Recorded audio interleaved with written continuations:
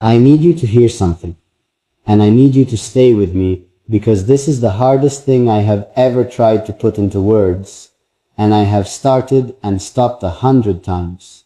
And every time I stopped it was because I was afraid. Afraid of what it would mean to finally say it out loud. Afraid of what you would think of me. Afraid, most of all, of how real it would feel once the words existed somewhere outside of me. Somewhere I couldn't take them back from. But I'm done being afraid.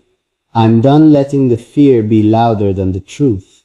And the truth is something you deserve to hear, even if hearing it changes things. Even if it opens something in both of us that we don't quite know how to close again. So please, stay. Don't go anywhere, because what I am about to tell you is the most honest thing I have ever said to anyone. I let you go, and it was the biggest mistake of my life.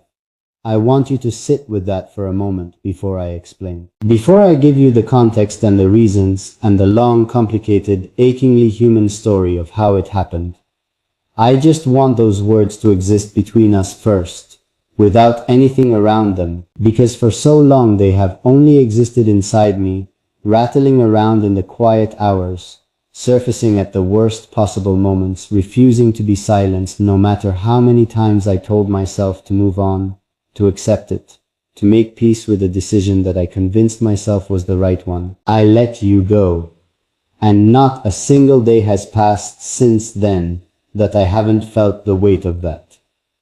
I want to take you back to the beginning, back to before I made the choice that I am still living inside the consequences of, back to when everything was still possible, and neither of us knew yet how the story was going to go. I want to take you back to the version of us that existed before I got in the way of it. Because that version, that early, tender, still becoming version of what we were to each other, was one of the most beautiful things I have ever been part of.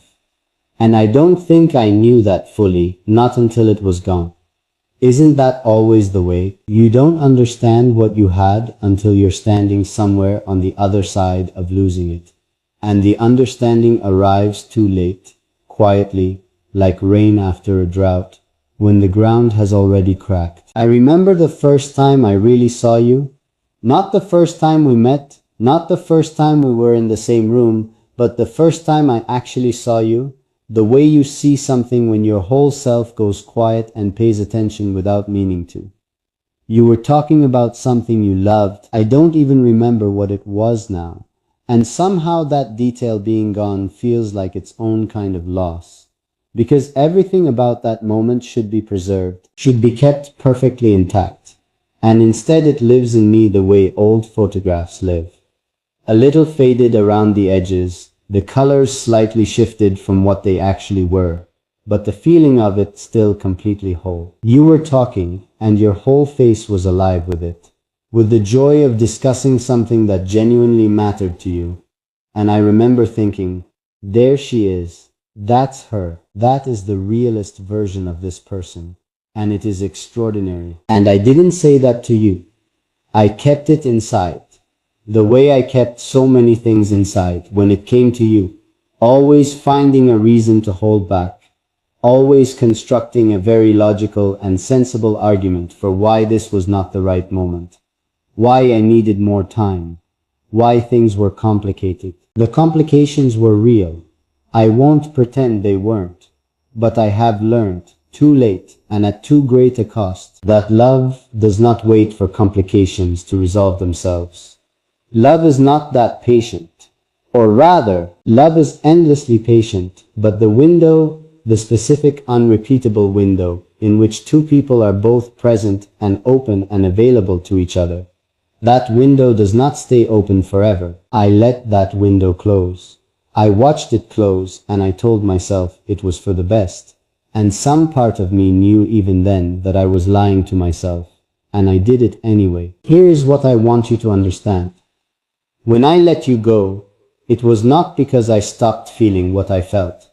I need you to know that, because I fear, you may have spent time believing that, wondering if you read it wrong, wondering if what felt so real and so mutual was actually something only you experienced. Some private interior story you told yourself while I was somewhere else entirely. Feeling nothing. That is not what happened. What I felt was real. What I felt was enormous and specific and entirely about you.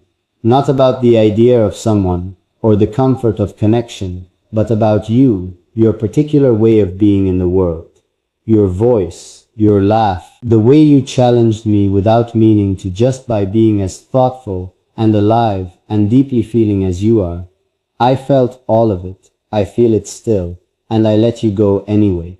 I let you go because I was afraid I wasn't enough. I know how that sounds. I know it might sound like an excuse, or like the kind of thing people say when they want sympathy for a choice that hurt someone else. But I am telling you the truest version of it that I have. I looked at everything you were and everything you deserved, and I measured it against everything I was, everything I had, everything I felt capable of offering at that point in my life. And the gap between those two things felt so enormous that I convinced myself the kindest thing, the most loving thing, the thing that was actually best for you was to step back, to not ask you to invest in someone who wasn't sure he could give you what you needed. I told myself I was protecting you. I have spent a long time since then reckoning with the truth that I was also protecting myself from the vulnerability of trying, from the risk of not being enough in the actual living of it, rather than just in my imagination. And so I stepped back, and I watched you continue your life the way you do, with that particular grace and resilience that has always undone me. And I told myself you were fine, you were better, that I had made the right call, and sometimes I almost believed it. And then something would happen, a song, a smell, a quality of light on an ordinary afternoon. Something completely unrelated and small, and everything I had carefully managed would come undone in an instant, and I would feel it all over again, as fresh as the first time, as real as if no time had passed at all. That is what you do to me, not what you did, past tense, finished and settled.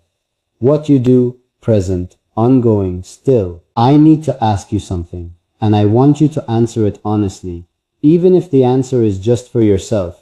Even if you never say it out loud to anyone. Do you remember what we were to each other before I made the choice I made? Do you remember the texture of it, the feeling of being in each other's world, the particular quality of ease and aliveness and recognition that existed between us? Because I remember it. I remember it with a clarity that should have faded by now, and hasn't. And I have wondered for longer than I can tell you, whether you remember it too, whether it left the same shape in you that it left in me. Because here is what staying open looks like from the inside. It looks like going through your days and doing all the things you are supposed to do, and being present for all the things and people that need your presence, and doing all of it while carrying, quietly and without complaint, this one particular absence, this one specific shape of loss, that doesn't announce itself loudly but never fully goes away either. It's there in the morning, it's there in the quiet of the evening, it's there in the moments that are most beautiful, because beauty has a way of making you want to share it. And sharing it is something I have imagined doing with you so many times it has become its own kind of ache. I have imagined so many versions of a life that included you. I know that might be difficult to hear. I know it opens something uncomfortable. This knowledge that someone has been carrying a whole imagined world that features you so centrally while you were out living your actual life. Not knowing, but I need to be honest with you now, in a way I wasn't honest before, because I owe you that. I owe you my complete honesty. And the honest truth is that you have lived in my imagination as vividly as anything real, as warmly as any actual memory, as persistently as anything I have ever wanted and reached for, and not quite been able to hold. What I imagined was nothing extraordinary.